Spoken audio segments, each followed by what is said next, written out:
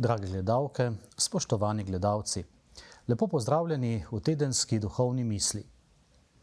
Morda se nam ne zdi dolgo, odkar smo postavljali jaslice, pa je božični čas praktično že za nami.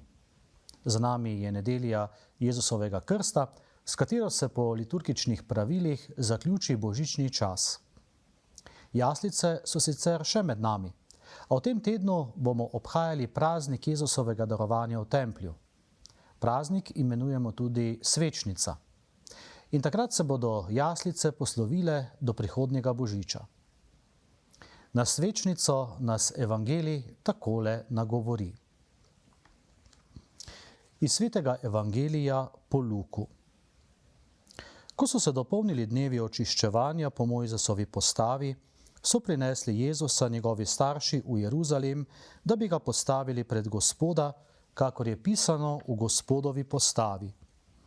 Vsak moški prvorojenec bodi posvečen Gospodu, in da bi dali v daritev 2 grlici ali 2 golobčka, kakor je rečeno v Gospodovi postavi. In glej, bil je v Jeruzalemu mož, ki mu je bilo ime Simeon. Bil je pravičen in Boga boječ in je pričakoval Izraelovo tolažbo in Sveti Duh je bil z njim. Razodeto mu je bilo od Svetega Duha, da ne bo videl smrti, dokler ne bo videl Gospodovega maziljenca. Prišel je po navdihnjenju v tempelj. Ko so starši prinesli dete Jezusa, da bi zanj storili po predpisu postave, ga je tudi on vzel v naročje, zahvalil Boga in rekel: Zdaj odpuščaš, Gospod, svojega služabnika po svoji besedi v miru, kajti moje oči so videle tvoje zveličanje, ki si ga pripravil pred obličjem vseh narodov. Luč v razsvetljenje poganov in slavo Izraela, tvojega ljudstva. Njegov oče in njegova mati sta se čudila temu, kar se je o njem govorilo. Simeon jih je blagoslovil in rekel Mariji, njegovi materi: Glej, ta je postavljen v padec in vstajenje mnogih v Izraelu in v znamenje, ki se mu bo nasprotovalo, in tvojo dušo bo presunil meč, da se razodenejo misli iz mnogih src. In bila je neka prerokinja Ana, Fanuelova hči iz Aserjevega rodu, že zelo v letih. Potem, ko je preživela z možem 7 let od svojega devištva, je bila vdova do 84 let. Ni zapuščala templja, ampak je s postom in molitvijo Bogu služila noč in dan. In prav tisto uro je prišla tja in hvalila Boga, ter o njem pripovedovala vsem, ki so pričakovali odrešenja v Jeruzalemu. Ko so izpolnili vse po Gospodovi postavi, so se vrnili v Galilejo, v svoje mesto Nazaret. Dete pa je raslo in se krepilo, vedno bolj polno modrosti, in Božja milost je bila z njim. To je Kristusov evangelij. Hvala tebi, Kristus. Nekako mi v tem odlomku v ospredje stopita 2 osebi, starček Simeon in prerokinja Ana. Zanimivo razmišljanje o Simeonu in Ani sem našel pri Anselmu Grünu, zato si bom tudi izposodil kakšno njegovo misel. Evangelist Luka pravi, da je bil starček Simeon pravičen in pobožen mož. Bil je mož, ki potrpežljivo čaka in ima svoje oči uprte v Izraelovo rešitev.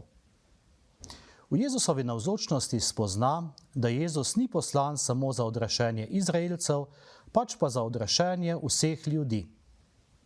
Ob svojem slovesu z tega sveta prerokuje, kaj se bo zgodilo z Jezusom.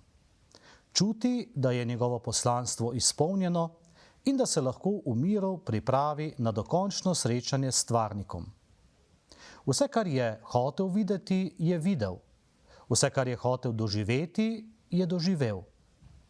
Videl je Mesija, ki ga je Bog poslal svojemu ljudstvu in sedaj lahko v miru odide. Kaj se lahko naučimo od starčka Simeona? Morda je njegova prva in najbolj pomembna lastnost potrpežljivost.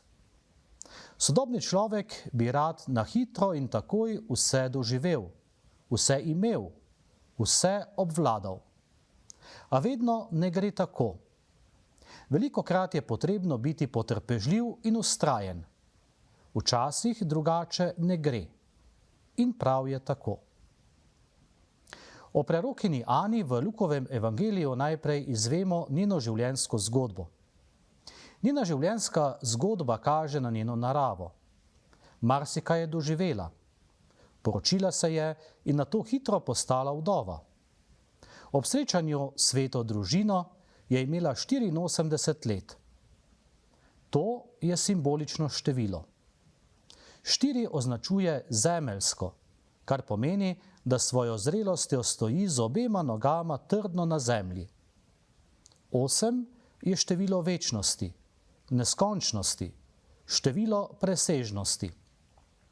To število kaže na njeno odprtost za Boga. To izraža tudi svojo življenjsko držo, ko se neprestano zadržuje v templju in tam služi Bogu s postom in molitvijo. Njen zgled nas vabi, da bi si tudi mi znali najti čas za Boga. Na svečnico po stari navadi blagoslavljamo sveče. Simeon je namreč napovedal, da bo Jezus luč celotnemu svetu. V ljudskih običajih svečam blagoslovljenim na svečnico pripisujejo posebno moč. Mnogi verniki jih imajo zato spravljene doma in vedno pri roki. Prižigajo jih pri umirajočih, nekateri pa to svečo prižgajo tudi ob hudih urah, da bi sveča pregnala neurje, odvrnila strelo in točo ali jih obvarovala pred poplavami. Seveda se zavedamo, da sveča sama na sebi nima magične moči, da bi to lahko storila. Ko prižgemo svečo, se spomnimo na Boga in na vse, kar je Jezus za nas storil, da bi nas odrešil. Sveča nam daje toploto in svetlobo, ob tem pa izgoreva in se manjša.